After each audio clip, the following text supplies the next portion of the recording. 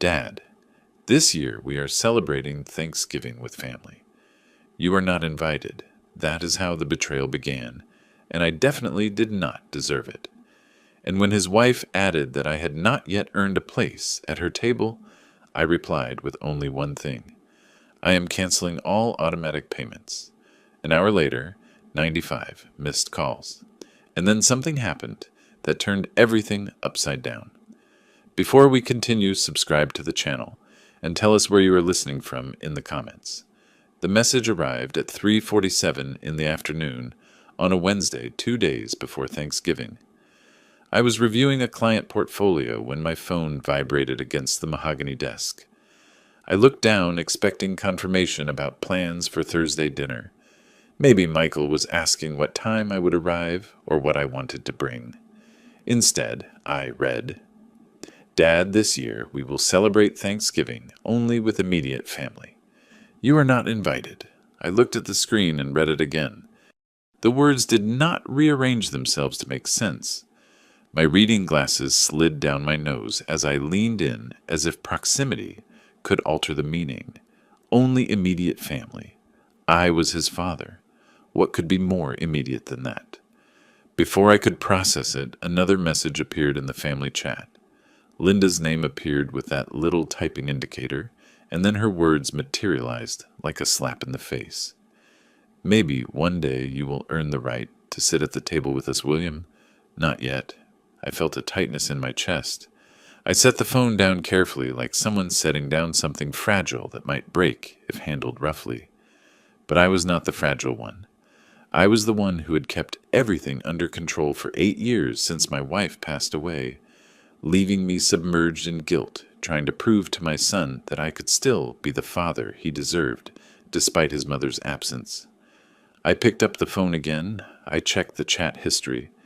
I found the thread from 3 months ago where Michael had asked me if I could cover the mortgage just for a few months while he adapted to a new position. I found Linda's message from last spring about private school tuition, how it was an investment in their children's future, and was I not investing in my grandchildren's future? And I found my own answers, each one a variation of course. Done. Sent. Whatever you need. My fingers moved almost on their own, opening my banking app. I navigated to the recurring payments section and simply looked at the list. I looked at it closely, perhaps for the first time since I set it all on autopilot. The mortgage payment, Michael's car lease, Linda's car lease, private school tuition for both kids, house insurance, utilities, the premium cable package, Linda's credit card autopay because she had convinced me that her business expenses were actually investments in Michael's future networking opportunities. I murmured the sum, letting every word hang in the empty office. $8,550 a month. Footsteps were heard approaching outside my office. Steve from the suite next door stopped at the doorway already with his coat on. His voice was cheerful and carefree. William, are you leaving soon? Happy Thanksgiving.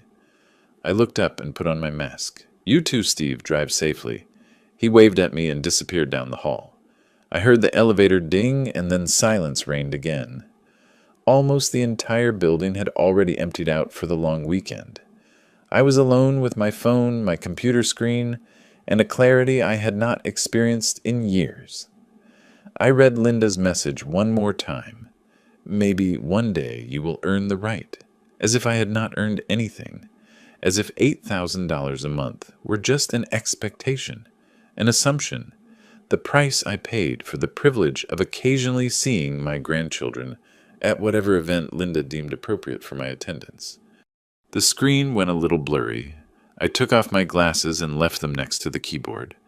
Without them, the numbers on my banking app became blurry and indistinct, but I did not need perfect vision to understand what I was seeing. I had been looking at this reality for years without seeing it. I thought about calling Michael directly, demanding an explanation, asking him what I had done to deserve this dismissal. But I already knew the answer. Nothing. I had done nothing but become indispensable and invisible at the same time. I was a checking account with a heartbeat, valuable only for what I could provide, and easily discarded as soon as I expected something as unreasonable as a seat at the Thanksgiving table. My thumb hovered over the bank app. The office was silent.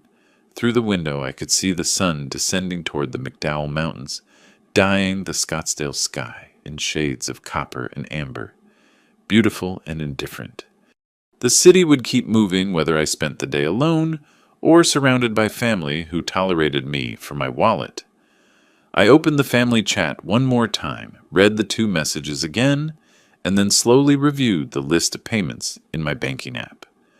Every entry represented a decision I had taken: compensation for not having been present enough when their mother was sick, for working too many hours when Michael was little. For every perceived failure, I tried to remedy with money, because money was something I understood, something I could control. I stared at the list until the numbers were burned into my vision. My voice came out lower than expected, absorbed instantly by the leather chair and the empty walls. You only want your immediate family. Let us see how immediate your bills are. My thumbs moved across the phone screen with a firmness that surprised me. The message I wrote in the family chat was brief, with nothing to suggest there was a negotiation on the table. Thanks for letting me know. I am canceling all automatic payments today. Have a good holiday. I read it twice. I changed nothing. I pressed send. The little check marks appeared confirming delivery. I saw them turn blue. Read receipts. Both Michael and Linda had seen it. I did not wait for a response. The option to leave the group appeared when holding down the chat name, and I tapped it without hesitation. A brief confirmation dialogue asked if I was sure. I selected yes. The chat disappeared from my screen. I opened my laptop next to the phone, positioning both devices so I could work on different platforms. My banking app on mobile, institution websites on the larger screen. I configured these payments methodically over the years. It seemed appropriate to dismantle them the same way. First, the mortgage, $3,200 scheduled to withdraw on the first day of every month. I navigated to my main bank's webpage, logged in, and found the recurring payments section. The entry was there with its little elegant active status in green. The cursor hovered over Cancel Scheduled Payment for about 3 seconds. Then I clicked. A confirmation dialog appeared. Are you sure you wish to cancel this recurring payment? The recipient will not receive an automatic notification. I clicked Confirm. The status changed from green to gray. Cancelled, I murmured to the empty office. 3,200. Not anymore. Then came the car leases. Michael's first. A luxury sedan that, according to him, was necessary for client meetings, even though his sales position required him to work mainly from home. $489 a month. Cancelled. Then there is Linda's SUV, the one she justified saying she needed safe and reliable transport for the grandkids. $512. Cancelled. While I clicked on each one, I spoke softly, repeating Linda's words in the empty room. Maybe one day you will earn the right to drive these cars. Not yet. The private school tuition was next. $2,200 spread between 2 children. I withdrew them quarterly, but averaged them in my mental monthly calculation.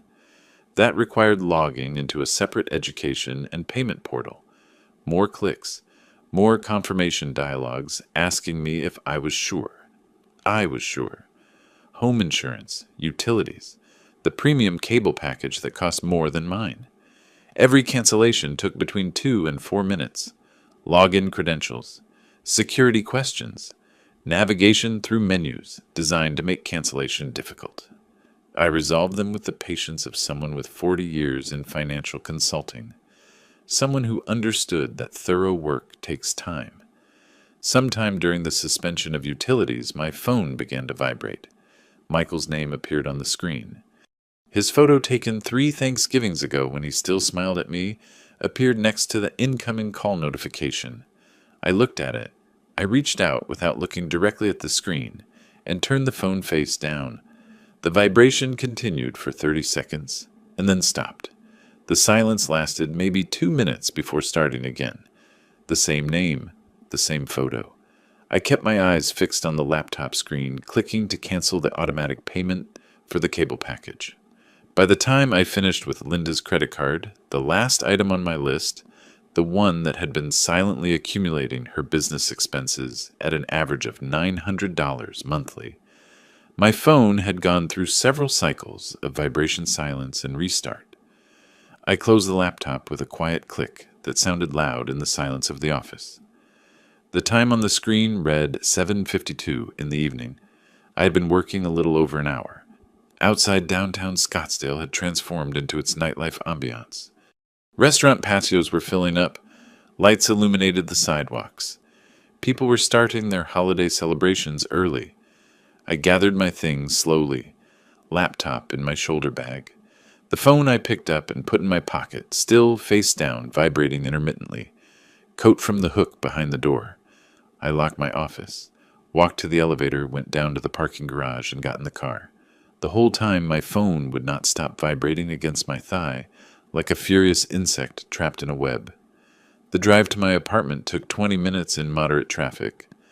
I lived in a new complex near Old Town, a 2-bedroom apartment that had seemed too big when I moved in after selling the family home, but now seemed perfect for a person who did not need to satisfy anyone's expectations. Inside, I left my bag on the entry table and finally took out my phone.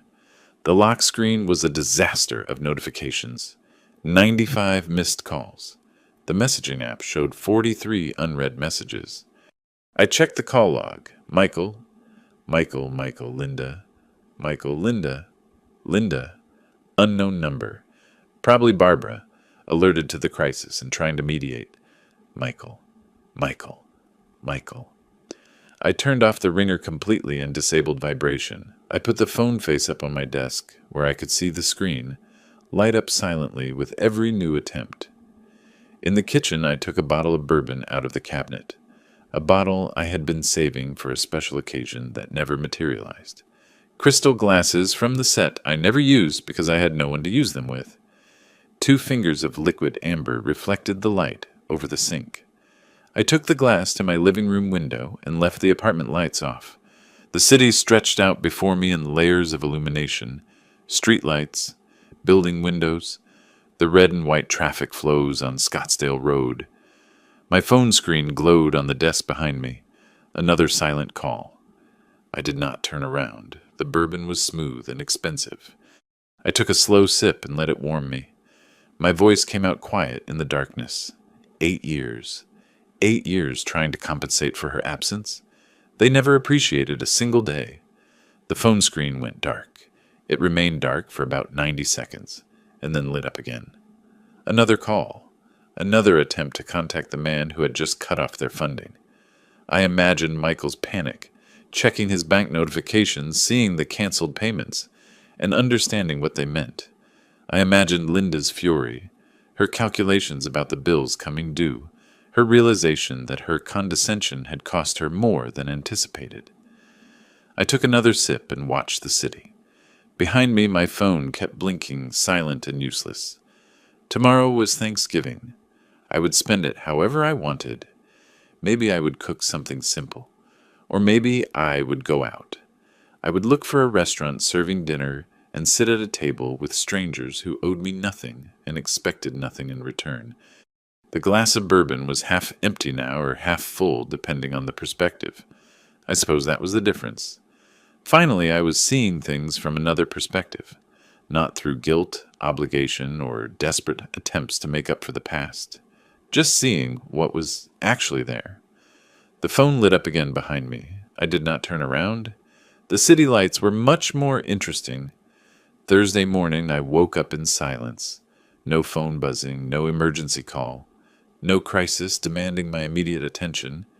Just the faint November sunlight filtering through my bedroom blinds and the distant hum of Scottsdale traffic. Most of the city was preparing Thanksgiving dinners. I made coffee. My dining table became my workspace. Laptop open, notepad on the right, pen parallel to the edge of the pad. Habits from 40 years of client meetings.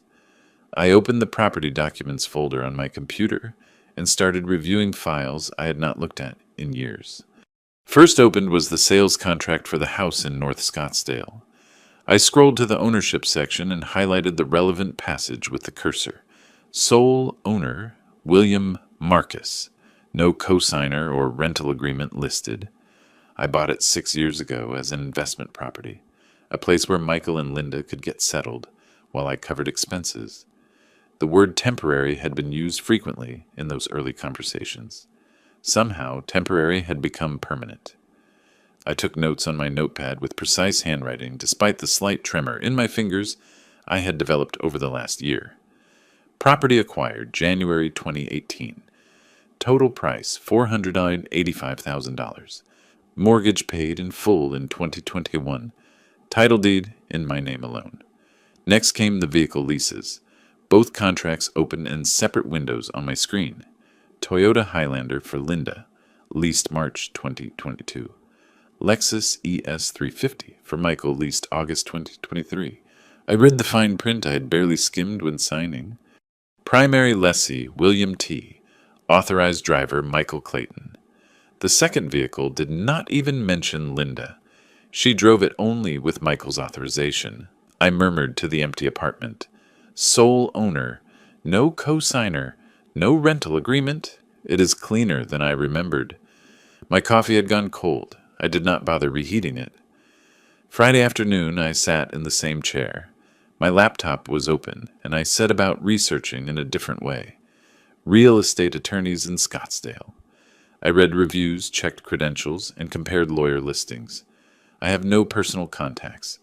I wanted someone who did not know my family, someone who would consider it pure business.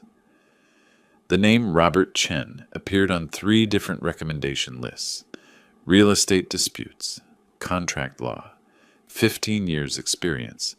His office was in Old Town, a stone's throw from the weekend art galleries Judith used to take me to before she got sick. I filled out his online consultation form and selected the first available appointment, Monday, December 2nd, at 10:00 a.m. Click Send. The confirmation email arrived 30 seconds later. Saturday morning, I was reading in my bedroom when my phone chimed with the doorbell camera alert. I opened the app and saw Michael and Linda materialize on my screen, standing in the hallway in front of my door. Michael raised his hand to knock, a hesitant gesture, almost apologetic. Linda was behind him, arms crossed, moving her mouth as if giving instructions. I turned up the volume. Michael's knuckles touched the door. 3 soft knocks, not wanting to bother the neighbors. Linda's voice came through faint but clear. Louder, he is probably ignoring us. Michael tried again, a little louder. I watched from my armchair with the phone screen resting on my knee as my son performed the pantomime of reconciliation. Linda stepped forward, her face twisted in frustration. William, open this door. You cannot abandon your family just like that. Her fist pounded the door hard. Michael hunched his shoulders. He reached out and touched her arm. Maybe we should go. She shook him off. She pounded again. She screamed my name 3 more times, each repetition sharper than the last. I saw her face flush in the grainy camera image. I saw Michael glance nervously toward the elevator. I watched them stand there almost 10 minutes before Linda finally grabbed Michael by the elbow and dragged him down the hall. They disappeared from the frame. I heard the elevator ding through the walls. I put the phone down. I went back to my book. Sunday night. I was at the dining table sorting documents into folders when Barbara called. I stared at her name on the screen for several rings before answering. William, please. They are desperate. Her voice trembled. Genuine distress rather than manipulation, at least at first. The children need their grandfather. Do not destroy this family for a single mistake. I kept a measured tone. I am not destroying anything, Barbara. I am simply choosing not to fund those who treat me with contempt. But they apologized. No. Linda told me I had not earned the right to sit at the table with my own family. Michael agreed with his silence. That is not a mistake. It is a demonstration of how they see me. She changed tactics. I could hear it in her breathing, the brief pause before the next sentence. How can you be so cruel? Your wife would be ashamed of you, right now. A chill invaded my chest. My wife would want me to keep my dignity. Goodbye, Barbara. I ended the call. I put the phone face up on the table and watched it light up twice more with her attempts to call back. I did not answer. The apartment felt especially quiet after that. I organized the last folder, slammed it shut, and stacked it with the others. I leaned out my window and watched the Sunday afternoon traffic, the restaurants with their orange outdoor heaters, lit couples walking their dogs, the daily rhythm of those not spending the holiday weekend remembering family failures. I spoke to the empty room. Everyone thinks money is synonymous with love. No one asks what love is worth without respect. My reflection in the window glass looked older than 62 years, tired but not defeated. There was a difference between exhaustion and surrender, and I had spent too many years confusing them. Monday morning would arrive. The lawyer would review my documents, and we would begin the work of dismantling what I had built. My phone notification light blinked ceaselessly, more messages I would not read that night. Outside the city continued its weekend of disconnection, oblivious to the small domestic war, waging in voicemails and doorbell recordings. I moved away from the window, made a simple dinner, and ate it at the table where my laptop and notepad awaited the next day's phase. The silence was no longer uncomfortable, but clarifying. Monday morning arrived with the clarity that arises after an irreversible decision. I showered, dressed in dark gray trousers and a button-down shirt, business casual, the uniform of a man who still went to the office daily and understood the difference between casual and sloppy. I gathered my documents into the leather portfolio my first firm had given me for retirement, back when retirement seemed like something that only happened to other people. I drove from my apartment to Old Town Scottsdale and parked in the public lot near the art galleries. I walked 3 blocks in the crisp December air to Robert Chen's office, a modest 2-story adobe structure with desert landscaping that somehow managed to look professional and modest at the same time. I pushed open the glass door exactly at 10. The receptionist directed me to a conference room where Robert waited. He was younger than I expected, maybe about 45, with black-rimmed glasses and a firm handshake that denoted confidence rather than aggression. "Mr. William, please have a seat." I sat across his desk, placed my portfolio on my lap, and unzipped it calmly. Robert settled into his chair with a legal pad in front of him and pen already uncapped. "I reviewed the basic information from your inquiry form," he said, "but I would like to see the documents. Let us start with the deed to the house." I pulled it from the portfolio and slid it across the desk. He examined it with the same attention I recognized in my own work, someone who knew which details mattered. He took some notes and looked for information. "The vehicle leases, please." I handed them to him. He spread it all out on his desk like a poker hand, with documents unfolded so he could see them all simultaneously. He spent almost 20 minutes reading, comparing, and occasionally glancing at the bank statements I had included showing 8 years of payment history. When he finally leaned back in his chair, his expression had not changed. Professional neutrality, the kind that makes good lawyers valuable. "Mr. William, legally speaking, your position could not be stronger. They have no written lease agreement, no proof of payment, no claim to the property. Arizona law is very clear on this." I spoke calmly. "How long will the eviction process take? 30 to 60 days if they cooperate. If they fight it, maybe 90. But they will not win. They will only delay. And the vehicles, you can rescind those lease agreements tomorrow if you want. They are in your name. The leasing company will take them back."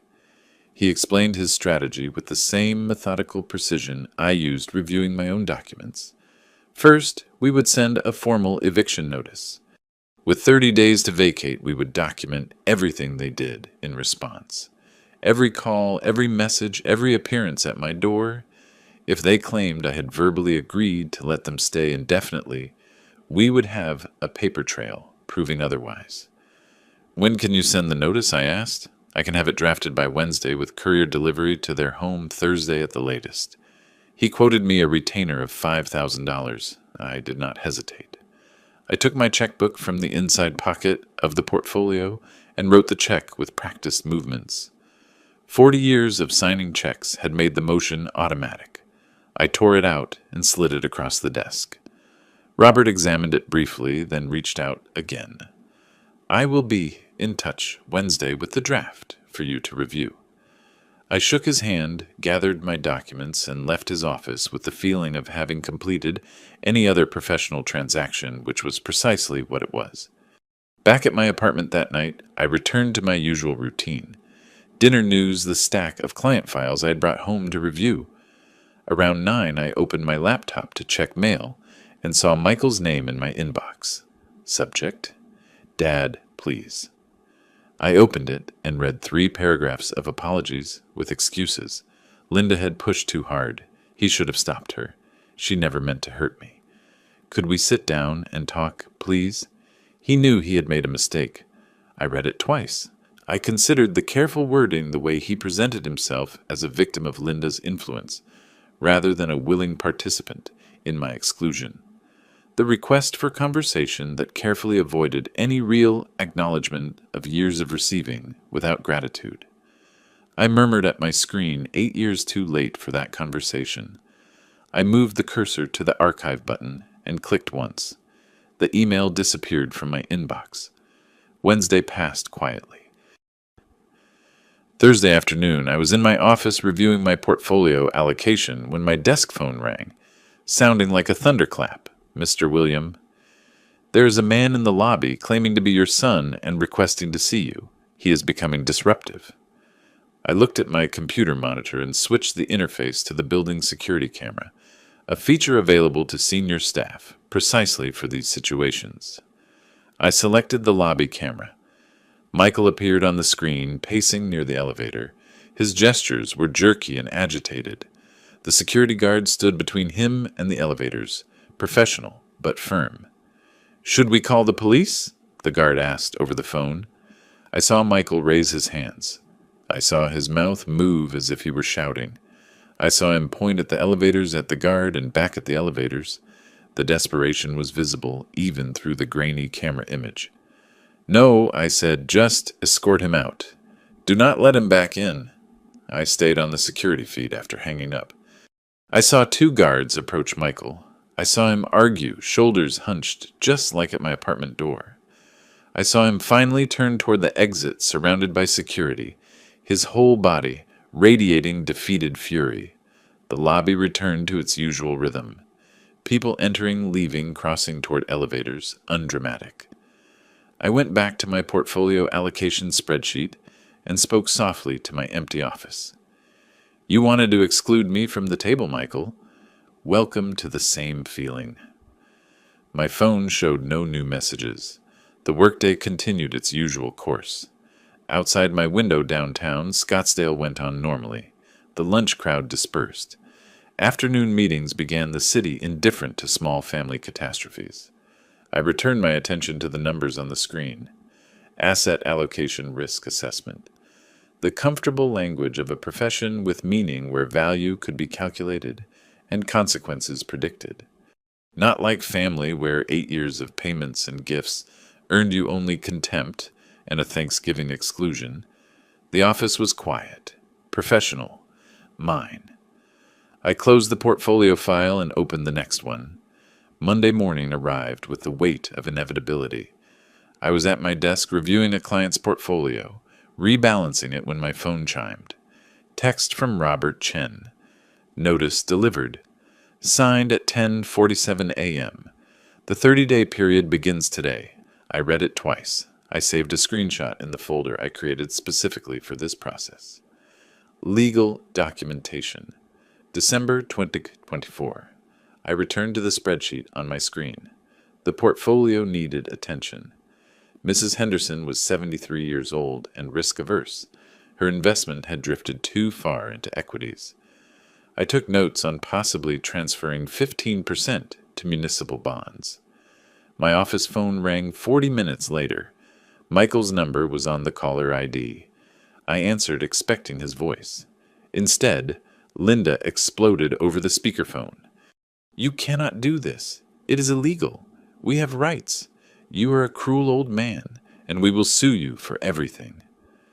Her words tripped over each other, fury and panic mixed in a shrill sound. I held the phone slightly away from my ear, waiting for her to stop to breathe. When she finally did, I spoke calmly. "Everything is legal. Speak to your lawyer." I pressed the red button. The line cut. I opened my contacts list, found her number, selected block. A small dialogue appeared asking if I was sure. I confirmed. Her number disappeared from my available contacts. The rest of Monday passed without incident. Client calls, portfolio review, a lunch with a prospective client consolidating retirement accounts. Normal work, the kind that had sustained me for 4 decades. Numbers made sense. Risk was calculable. Consequences followed predictable patterns. Tuesday and Wednesday continued the same way. I heard nothing from Michael or Linda. I assumed they were consulting their own lawyer, finding out what Robert had already told me. Contesting this would be expensive and futile. Thursday afternoon, I was reading at home when the doorbell rang. Not the camera alert that sounded when someone approached the building entrance, but the doorbell to my apartment door. I checked my phone camera. Barbara was in the hallway, alone. She looked tired, sad. She raised her hand to knock again. I hesitated to leave her there, letting the camera record another failed contact attempt, another piece of documentation for the file Robert was building. But it was Barbara Judith's mother, a woman who held my hand at the hospice even when she knew I had not been good enough. I opened the door. I opened it. "Hello, Barbara." She looked at me with red-rimmed eyes. "Can I come in, please?" I stepped aside. She entered, and I gestured to the sofa. I sat opposite her. The coffee table separated us like a negotiation barrier. Maintaining intentional distance, she sat with her purse clutched in her lap, hands working the leather strap. "William, please. The children, Emma and Jack, will lose their home right before the holidays." Michael made a mistake. "Yes, but families forgive. Do you not remember how much your wife valued family?" I let her speak. I listened as she went through every argument I expected. The grandkids would suffer. Michael was sorry. We all make mistakes. Family was supposed to be forever.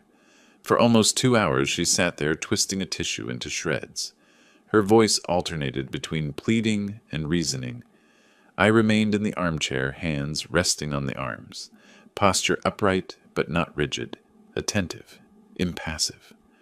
Finally, she resorted to her last weapon, the one I knew was coming. "It would break your wife's heart to see this. She wanted you to be the bigger person, to forgive." I leaned forward and spoke with serene intensity. "My wife would want me to maintain my dignity, Barbara. She did not want me to be an ATM. Love does not look like this." But Michael, he did not mean it. He showed me exactly what I meant to him. A source of income, not a father. There is a difference between family and those who exploit you. She stood unsure. Her face was wet. "I cannot believe you are doing this." I walked her to the door. I did not hug her or comfort her. I opened the door and nodded once. She stepped into the hall, and I closed the door carefully behind her. The apartment fell silent again. I went back to my chair, picked up my book, and tried to find the page I was on before the bell rang. At first, the words made no sense. My eyes scanned the sentences without absorbing the meaning. I put the book down. I looked at the closed door and spoke to the empty apartment. Everyone confuses enabling with loving. I no longer remember that confusion. The afternoon light was fading outside my windows. Traffic noise from Scottsdale Road could be heard. Someone's TV played faintly down the hall, a holiday sale commercial. Cheerful voices promising perfect gifts. I thought about Barbara's face as she left, the genuine pain she felt. She thought she was helping. She thought she was defending family values. But family values without mutual respect were not values at all. They were just chains disguised as connection. My phone was on the nightstand, dark and silent. No new messages. Apparently, Michael and Linda had learned of Barbara's failed mission. Or maybe they were waiting to see if she had sown doubts that would turn into capitulation. They would wait a long time. I picked up my book again, found my place. This time the words made sense. The story continued moving forward. Characters made choices and faced consequences. The narrative arc tilted toward resolution. Outside, the December afternoon turned to night. City lights came on one by one, outlining the familiar geography of my adopted home. Scottsdale in winter. Cool, clear, beautiful in its desert way. I chose to live here after Judith died. Sold the family home in Tempe, where we raised Michael, where every room held memories of her illness and my inability to be present enough, attentive enough. The husband she deserved. I started fresh in this apartment of clean lines and no history. Maybe that was what I was doing too. Starting fresh. Choosing a life without the weight of expectations I could never fulfill, no matter how many checks I signed. The book's protagonist made a difficult choice on the page before me, walking away from something comfortable but toxic. I understood that character better now than this morning. Wednesday, December 18th at night, I was finishing a late meeting when my phone started vibrating nonstop. I ignored it. The client needed my attention more than incoming messages. But after the third notification in a few minutes, I looked down. 3 texts, all from colleagues.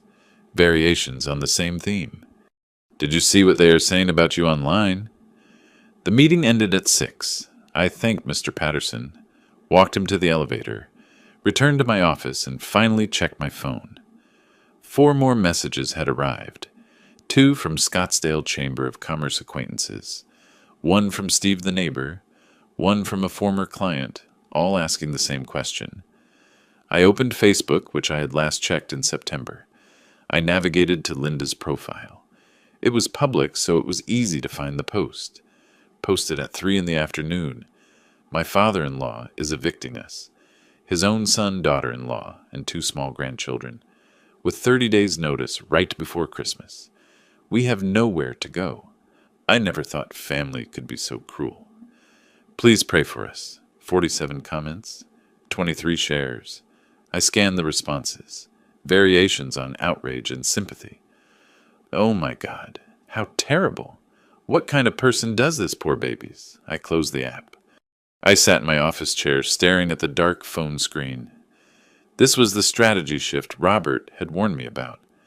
When legal options fail, people turn to public opinion, the court of social media instead of the court of law. I opened my photo gallery, found the screenshots I saved in November, the family chat messages, Michael's exclusion, Linda's condescending words about my right to sit at their table. I wrote individual text messages to 2 colleagues I had known for 20 years. I attached the screenshots. My message was brief. This is what motivated my decision. I will not engage publicly, but you have known me for 20 years. You can judge for yourself who is being unreasonable. Sent to both. I closed my phone, gathered my things, and went home. I did not reply to the other messages. I posted nothing. I did not dignify Linda's performance with a rebuttal. Those who knew me would form their own judgments. Those who did not know me could believe whatever narrative was most emotionally satisfying to them. The rest of the week passed quietly. Work, home, usual routines. My phone finally stopped vibrating with concerned messages as the social media storm gave way to fresher drama.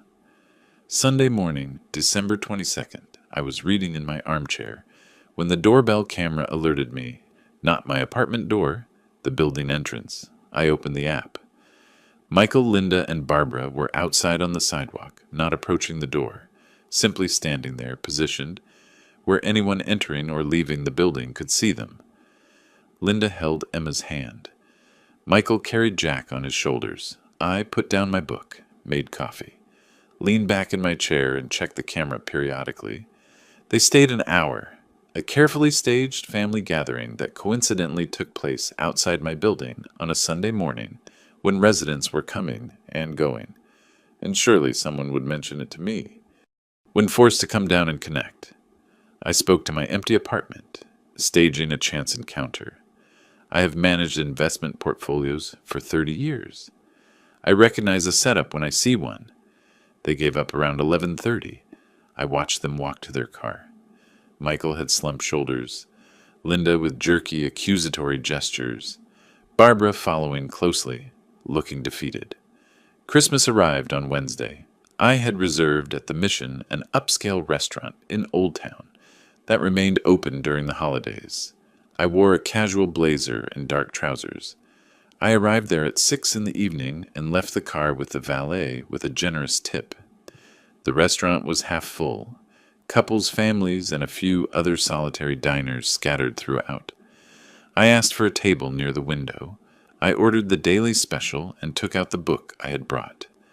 I spent 2 hours there reading between courses, watching the sunset dye the McDowell Mountains in shades of copper and purple, listening to conversations at other tables, the pleasant murmur of people belonging. No one bothered me. The waiter was professional and discreet. The food was excellent. The wine paired perfectly with every course. I paid the bill, wished the staff happy holidays, and drove home through empty streets. Almost all of Scottsdale was inside, with family. The city felt quiet, clean, mine. Back at my apartment, I changed into comfortable clothes and settled on the sofa with a documentary about the Apollo program. Something about men who left Earth, traveled to the moon, returned, and were changed. My phone rang around 10. Message notification. I picked it up, expecting a holiday greeting from a colleague. Instead, I found a photo from Linda's number. Emma and Jack were sitting on a sofa, both looking sad. Artificial sadness, the kind children perform when adults ask them to look sad for a photo, but sad nonetheless. The caption, "Asking why Grandpa does not love them anymore." I felt a tightness in my chest. It was the first real pain I felt since Thanksgiving. Not for Michael or Linda. For those 2 children being used as weapons in an adult war they could not understand. My thumb hovered over the keyboard. I could write something. I could try to explain. I could tell them it was not about them. It was not about love. It was about boundaries, respect, and consequences for cruelty. But explaining it to Emma and Jack meant interacting with Linda. It meant opening a door I had deliberately closed. It meant giving her what she wanted.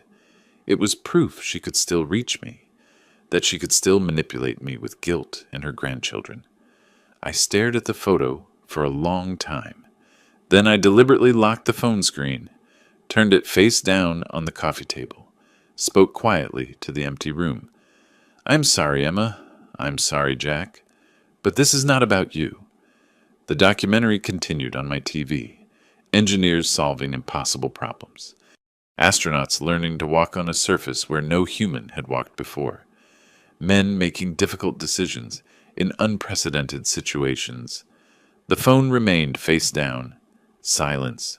Outside. Christmas night loomed over Scottsdale. Families opening gifts. Eating leftovers and arguing about whose turn it was to load the dishwasher. Normal domestic rhythms in normal domestic spaces. I had chosen something different. I had chosen boundaries over belonging, dignity over dysfunction, but choosing did not make it painless. The documentary ended. I turned off the TV, sat in the dark apartment watching city lights through the window. The same view I had seen the night I canceled all payments. The same moment of recognizing what I had become. Convenient, disposable, valued only for what I offered. The phone remained face down. The photo went unanswered. Tomorrow would be December 26th. 15 days left until the eviction deadline. 2 weeks for Michael and Linda to find another place to live. Pack their belongings. Adapt their children to a new reality. Part of me wondered if they were really looking for housing, or if they still counted on breaking my resolve, still believing that given time the right manipulation would work, the right emotional leverage would make me cave. They did not understand what they had done that Wednesday before Thanksgiving. They did not grasp that the cruelty had not been the rejection itself, but its casualness. The assumption that I was so beneath them, they did not even need to be diplomatic about excluding me.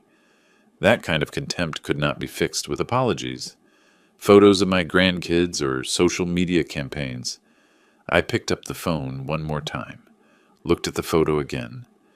Emma was 8, Jack 6, old enough to remember their grandfather, young enough to get used to his absence. Children were resilient. Adults pretended not to be, used them as shields and weapons. But children adapted. I locked the screen again. Left the phone on the coffee table. Went to bed.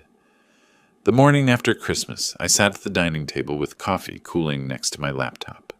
The photo of Emma and Jack was still on my phone, but I had not looked at it again. Manipulation was manipulation no matter how many 8-year-olds recruited. I opened the folder where I kept the vehicle leases, found both contracts, Toyota Highlander and Lexus ES. Read the termination clauses I highlighted in December. The primary lessee could cancel with 7 days written notice. Vehicles must be returned or subject to repossession and penalties.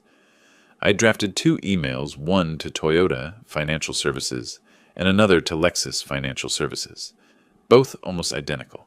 Formal lease termination, effective immediately, per section 12.4 of the contract. ID attached.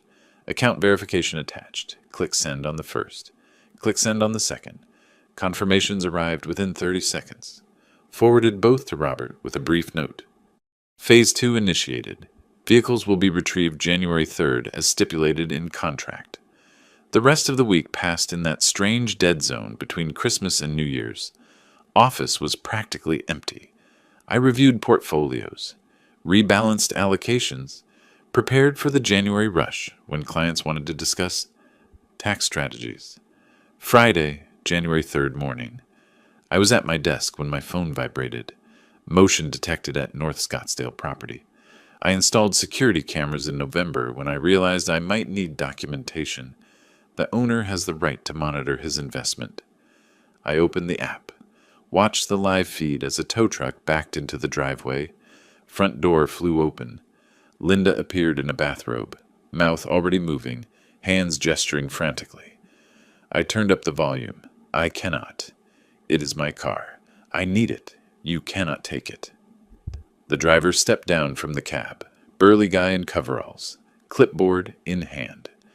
Walked toward her with the patience of someone who has done this many times. Ma'am, I have authorization from the lessee to retrieve this vehicle. The lease is terminated. You need to remove all personal belongings now. She positioned herself in front of the Toyota, actually put herself between the truck and the vehicle, as if that could stop something. I have children. How am I going to take them to school? The driver showed her papers, pointed to specific lines. Even from the camera, I could see her face go through a series of emotions. Disbelief, rage, despair. She pulled her phone from her robe pocket, started dialing. Probably Michael, probably me. Did not matter. The driver gave her 5 minutes to clear her stuff from the car. Watched her throw doors open and pull out random objects, a sweater, some toys, a reusable grocery bag. Then he winched the Highlander onto the flatbed and drove away. Linda stood in the driveway with her belongings, watching the truck disappear down the street. Saturday, Michael's Lexus followed the same path. I watched that too. Different driver, same professional patience. Michael tried standing in front of the car, arms spread, talking fast. Driver made a call, probably to the leasing company, maybe police. Michael slumped, stepped aside. The Lexus vanished on another flatbed. My phone started receiving texts from numbers I did not recognize. Linda must be borrowing phones now that hers was blocked. I read them without replying. Variations on despair and fury. Then I added each new number to my block list. The week between vehicle recovery and eviction deadline felt longer than it probably was. Went to work, came home, checked security cameras, occasionally seeing Michael and Linda loading boxes into a moving truck they had rented. Thursday, January the 9th night, I sat in my dark apartment with only my laptop screen glowing. Opened security feed and watched. Michael and Linda making trip after trip. Boxes, furniture, lamps. Everything they had accumulated over 6 years, living rent-free. Their movements were mechanical. Exhausted, they did not seem to speak to each other. Around 9 p.m., the U-Haul finally pulled away from the curb. Michael driving, Linda in the passenger seat, both staring straight ahead through the windshield. The house stood empty under streetlights. I closed the laptop, sat in the dark for a while. Felt relief, not triumph. This was not victory. It was just the end of an unsustainable situation, like finally selling a bad investment. You did not celebrate. You just stopped losing money. Friday morning, I drove to the North Scottsdale house, used my key to open the front door. Sound echoed in the empty space. I walked slowly through every room, my footsteps too loud on hardwood floors. The house smelled of cleaning products and abandonment. They had tried to leave it presentable, probably hoping I would not claim damages. In the hallway, I found scratches on the wall, looked like furniture scraped it during the move. In the living room, a dark stain on the carpet near where the sofa had been. Probably coffee or wine, too set to clean. I photographed both, not because I planned to do anything about it, just documentation. Proof of what was left behind. My phone vibrated. Text from Robert. "Move out clear," I replied. "House inspection complete. Minor damages noted. What is next step?" His reply was quick. "Document everything but do not pursue financial claims. It will look petty and vindictive. You have already made your point. Let them go." I read it twice. He was right. Chasing them for a carpet stain and wall scratches would ruin everything. Make it look personal instead of principled. Understood. Proceeding with next steps. I took one more walk through the empty house. Looked out back windows at the small yard they never maintained. Checked the garage where Michael's Lexus used to park. Everything hollow, clean, ready for the next chapter. Locked the front door. Stood for a moment in the driveway, keys in hand. They lived here 6 years. Never paid rent. Never maintained the property. Never acknowledged the gift they were given. Got in my car and drove back to my apartment. The house would sit empty for now. Robert had advised waiting a few weeks before listing it, let the dust settle. But eventually I would sell it, close that chapter completely. Ensure Michael and Linda understood there was no going back. January sun was bright and cold. Traffic flowed smoothly on the way home. Past people walking dogs, jogging, living their normal Friday lives. Mine was normal now, too, or would be once I finished what I started. Parked in my building garage, took the elevator up, opened my apartment door and walked into the quiet space that was mine and no one else's. No one expecting money. No one sending manipulative texts. No one weaponizing children. Just silence. Clean and simple. Made lunch. Answered some work emails. Spent the afternoon organizing tax documents for my accountant. A normal life. The kind I had been funding for others while neglecting my own. Not anymore. A week after move-out, I was at my desk reviewing my monthly budget when something caught my eye. The automatic withdrawal section was almost empty. Mortgage payment canceled. Car leases gone. Insurance premiums vanished. Tuition deleted. Opened a spreadsheet. Ran the numbers. $8,550 monthly. Staying in my accounts now. Updated my retirement projections. Watched the compound interest calculations adjust upward. Satisfying. In a purely mathematical way. Third week of January. My phone rang. Michael's number. Almost let it go to voicemail, but something made me answer. Linda's voice exploded over the speaker before I could say hello. "William, please, I am begging you. Forget everything else. Just pay for the kids' school. Emma and Jack did nothing wrong. They need their education. We cannot afford the third term without you." I let her finish, her voice sped up with panic, words tripping over themselves. When she finally paused for breath, I spoke calmly. "You told me I did not deserve a seat at your table. Why should I pay for their education?" I pressed the red button. The silence that followed felt appropriate. That night, my credit monitoring app sent an alert. Michael's name appeared in the notification. We had connected years ago when I added him as an authorized user on one of my cards, a connection that still showed linked accounts. His credit score had dropped 118 points. Collection activity detected. I reviewed the details without doing anything. Closed the app. Went back to the book I was reading. Financial consequences were unfolding exactly as they inevitably would. When you live beyond your means and your safety net disappears, math becomes ruthless.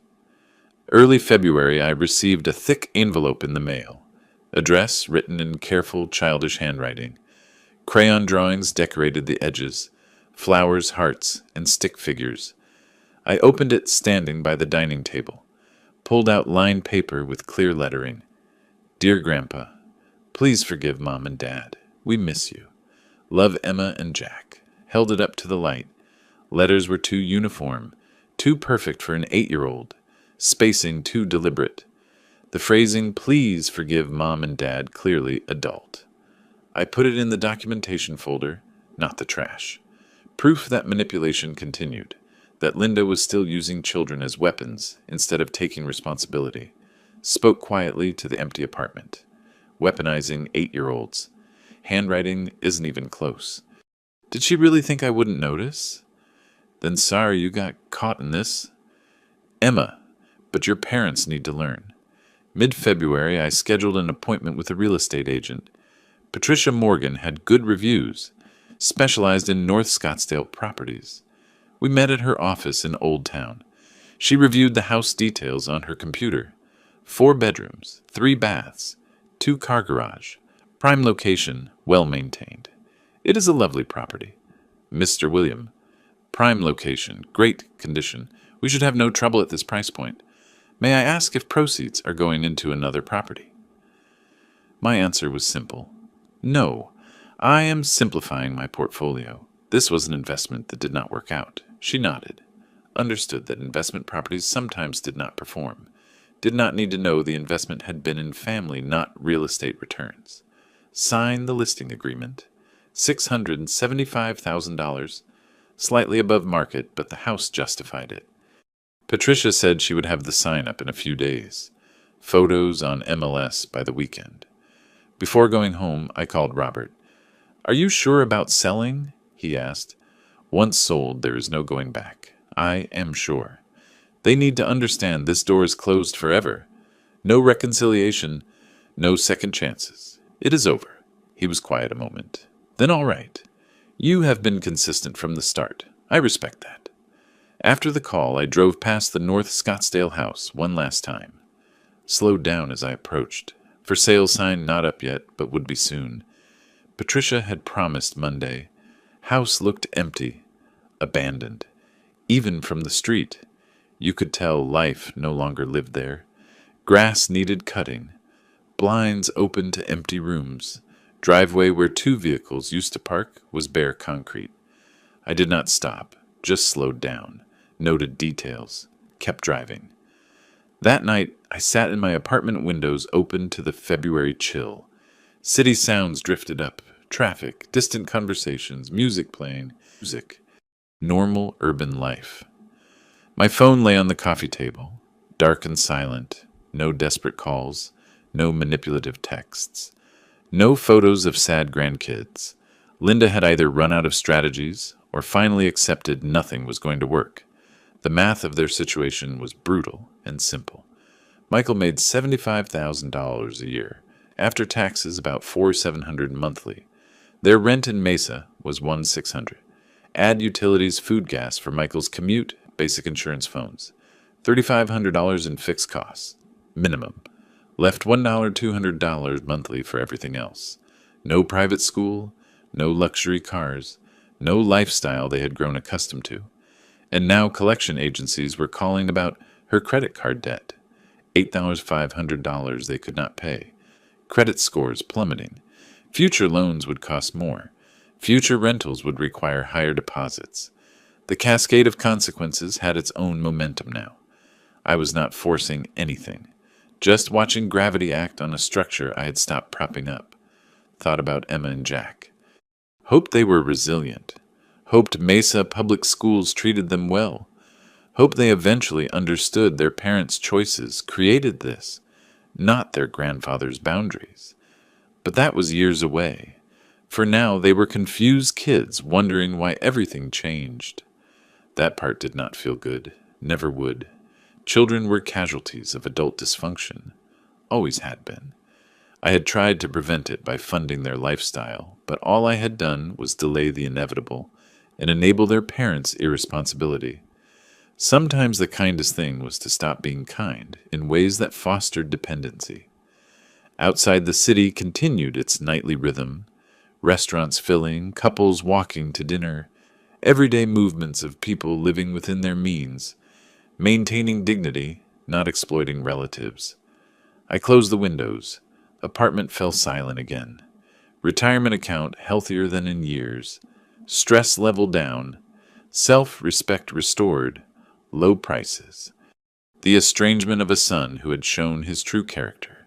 Distance from grandchildren used as pawns. Judgment from those who did not know the whole story. But I had paid higher prices before. Paid them monthly for 8 years. Paid them in dignity, in self-respect, in the slow erosion of knowing I was being used.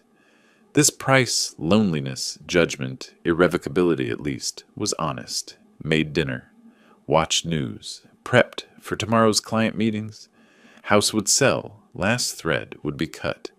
And I would continue the life I had reclaimed. Quieter, smaller, but mine.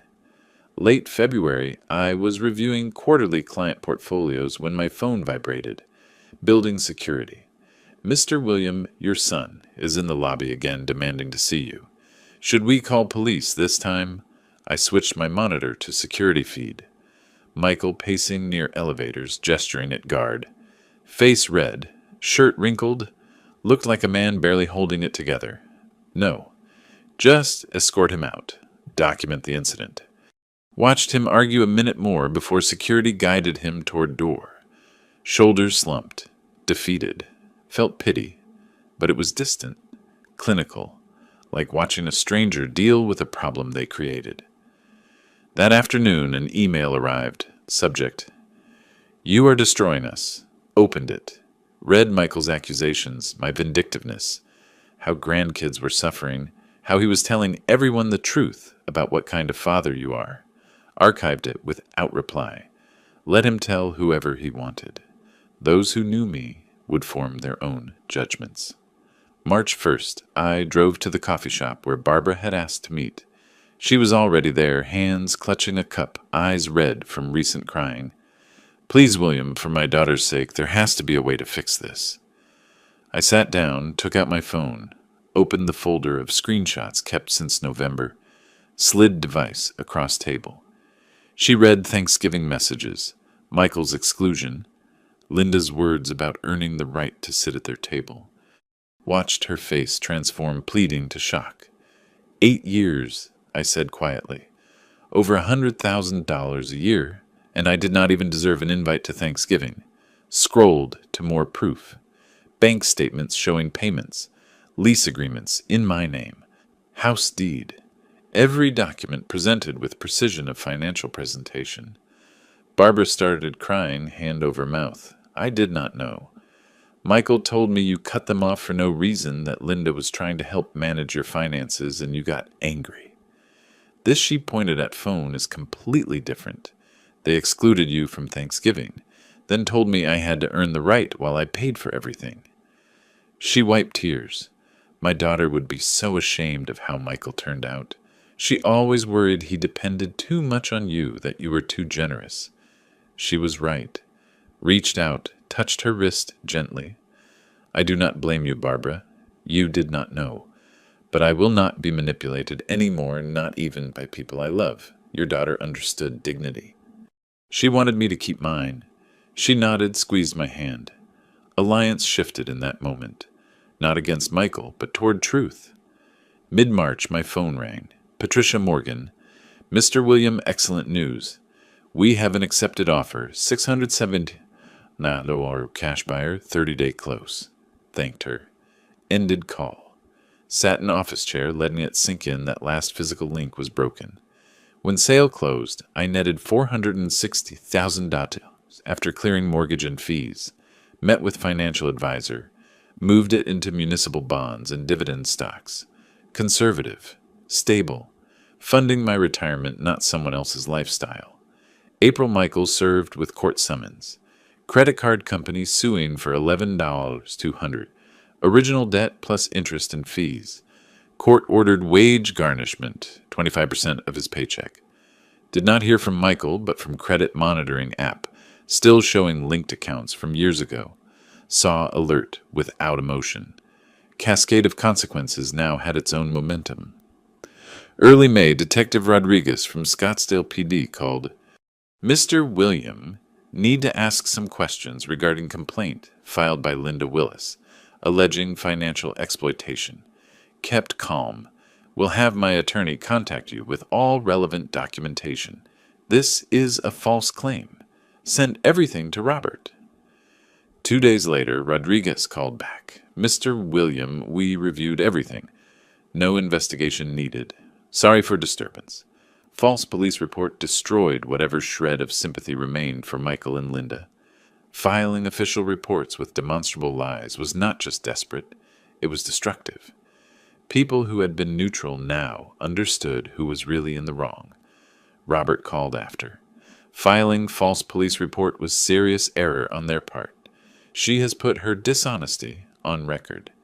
If they try anything else, we can file harassment charges. Let it go, I said. They are destroying themselves without my help. July arrived hot and clear.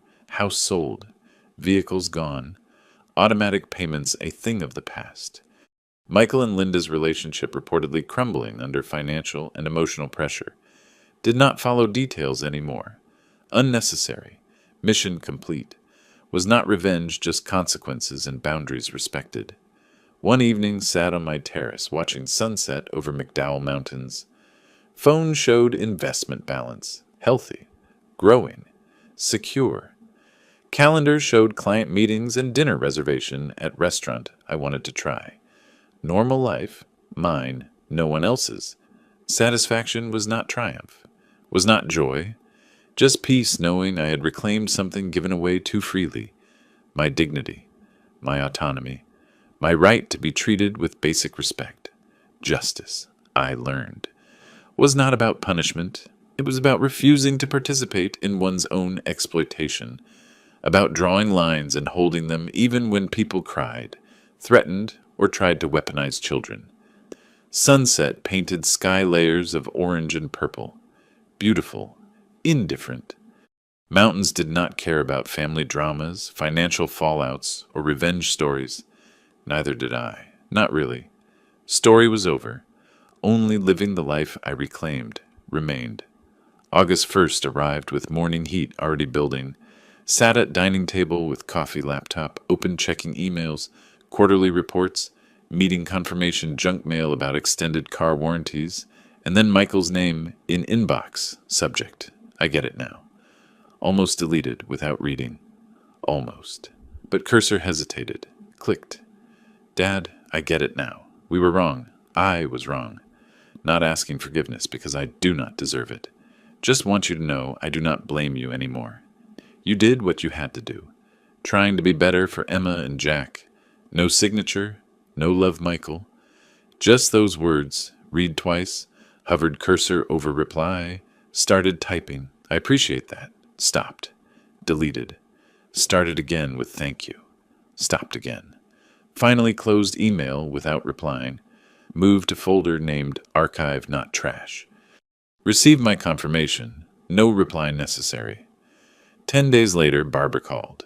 Asked if I wanted coffee at our usual spot. We had re-established relationship after March revelation. Met monthly now, over lattes, she told me. Michael is working himself to exhaustion. 2 jobs, IT position during day, Amazon warehouse evenings. Linda asked for divorce, moved to Texas to live with her mother, put down my cup. How is he managing? Barely, but trying. Kids with him weekends. He is drowning in debt, but asking nothing from you. Asked me to tell you he is trying. Not so you forgive him, just so you knew. Took out my phone, found photo from years ago. Michael as teenager, smiling with his mother at high school graduation. Showed Barbara. That is the son I remember. Hope he finds that person again. She nodded, sat in comfortable silence a moment, then asked carefully, "Barbara, I know Emma and Jack visit you weekends. Would it be possible not now, but someday to see them at your place? Not as part of fixing things with Michael. Just separately." She reached out, squeezed my hand. "Think that would be good for everyone?" Michael will not object. He knows he destroyed that relationship, and kids need good people in their lives. Next weekend drove to Barbara's house in Phoenix. Carried bag with board game I bought. Ticket to ride. Age appropriate engaging. Emma and Jack in living room when I entered. Froze. "That is great-grandma's friend," Barbara said smoothly, not forcing Grandpa label. Within an hour we were sitting cross-legged on floor. Little hard at 62, but worth it playing game. Handed dice to Emma. Showed Jack how to count spaces. Let afternoon unfold naturally. Midway through game, Emma looked up. "Great-grandma says you used to come to all our school plays. Why did you stop?" Looked at Barbara. She gave small nod. "Life got complicated, sweetie, but glad I am here now." Jack, focused on game piece, asked, "Can you come next weekend too? We will see, but I would like that." Game continued. Laughter, simple conversations, no agenda other than being present. Leaving, Emma gave goodbye hug. Jack waved from behind Barbara's leg, still shy but warming up. Drove home feeling something unexpected. Not triumph, not vindication, just peace. Last evening of August, stood on terrace sipping iced tea, watching sun dip over mountains. Phone showed financial dashboard. Retirement accounts healthy. Cash reserves strong. Monthly budget clear, simple. 9 months since Thanksgiving. 9 months since text, telling me I had not earned right to sit at their table. Thought briefly of Michael in warehouse. Emma and Jack in smaller school. Felt neither guilt nor glee. Just acceptance of consequences and boundaries maintained. Switched to photo gallery. Found picture from Barbara's house. Kids and I laughing over board game. Allowed myself small smile. Had not won back family. That was no longer goal, but had won back myself. My dignity. My autonomy. My right to be treated with basic respect. Investment proceeds sat safe in conservative funds. No parasitic payments draining accounts. No manipulative texts arriving at midnight. No photos of sad grandkids designed to weaponize my love. Just my life, clean, simple, mine. Sky turned amber and pink. City below began evening transformation. Lights coming on. Traffic patterns shifting. People going home from work or out to dinner. Spoke softly to empty terrace. 9 months. Feels longer. Feels like different life. Then quieter. I do not need them to be sorry. Just need them to stop taking. And they have. Michael was learning consequences. Working 2 jobs. Managing debt. Parenting virtually alone after Linda jumped ship. Same single parenthood I experienced after Judith died. Though mine by death, not choice. Maybe he would come out better for it. Maybe he would find that teenager and photo the one with potential before entitlement and manipulation became his operating system. Or maybe not. Either way, not my responsibility anymore. Had given advantages, education, support, free housing, vehicles, tuition. They transformed them into expectations, rights, then used them as weapons when I failed to meet expectations. Sunset deepened. Mountains turned purple in fading light. Hawks circled on thermals, riding air with natural grace. Had spent 40 years building financial security. 8 of those years hemorrhaged money into Michael and Linda's lifestyle, while they treated me with contempt. Now bleeding stopped, wound healing, scar tissue stronger than original skin. Phone vibrated. Barbara texting. Kids asked when you were coming back. "Are you working next Saturday?" Replied. "We'll be there." Put phone down. Watched last sliver of sun disappear behind mountains. Sky burned brilliant orange, then faded to deep blue. Justice was not revenge, not punishment, was not even about being right, was simply refusing to fund your own disrespect, drawing boundaries, maintaining them, living on own terms, even when those you loved tried to dictate them through manipulation and guilt. Had drawn those lines, held them, reclaimed my life. Terrace cooling now. Evening breeze carried scent of desert sage and distant mesquite. Inside apartment waited. Quiet, organized, peaceful. Tomorrow, client meetings. Portfolio review. Maybe lunch with colleague. Normal life. Kind I had been too busy helping others live to fully inhabit myself. Finished tea. Picked up phone. Took one last look at photo of Emma and Jack laughing over board game. Then turned and went inside, closing terrace door. Sunset continued, without me. Beautiful, indifferent. Exactly as it should be. If you like this story, hit like on the video. Subscribe to the channel, and share your thoughts in the comments. To hear the next story, click the box on the left. Thanks for watching.